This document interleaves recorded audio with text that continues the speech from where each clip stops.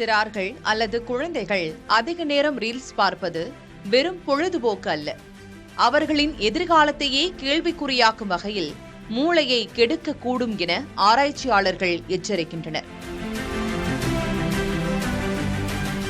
2025ஆம் ஆண்டு 7000 குழந்தைகளிடம் மேற்கொள்ளப்பட்ட ஆய்வின் முடிவுகளின்படி கைபேசி திரையில் ஓடும் சிறு சிறு காணொளிகள் ஆரோக்கியமற்ற ஜங்க் உணவுகளைப் போலவே சிறார்களின் மூளையின் செயல்திறனை மழுங்கடிக்கின்றன என்றும், இதனால் மூளையின் வெண்பொருள் குறைகிறது என்றும், இது கற்றல் திறன், நினைவாற்றல் மற்றும் உணர்ச்சிகளை கட்டுப்படுத்தும் திறனை பறித்து விடுகிறது என்றும் தெரியவந்துள்ளது.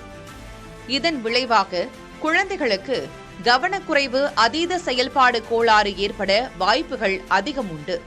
கைபேசி பார்க்கும் குழந்தைகள் உணர்ச்சி வசப்படுவதோடு புதிய வார்த்தைகளை மற்றவர்களிடம் பேசுவதிலும் புரிந்து கொள்வதிலும் பெரும் சிரமத்தை எதிர்கொள்கின்றன. எனவே குழந்தைகள் உறங்கும் முன் கைபேசியை தொடவே கூடாது. தேவையற்ற மற்றும் குழந்தைகளை அடிமையாக்கும் செயலிகளை நீக்க வேண்டும். வீட்டு பாடங்களை செய்ய செயற்கை நுண்ணறிவு கருவிகளை அனுமதிக்காமல் குழந்தைகள் சிந்தித்து செயல்பட அனுமதிக்க வேண்டும். சிறார்கள் சிக்கல்களுக்கு தாங்களாகவே தீர்வுகளை காணும்போதுதான் மூளை வலிமையாகும்.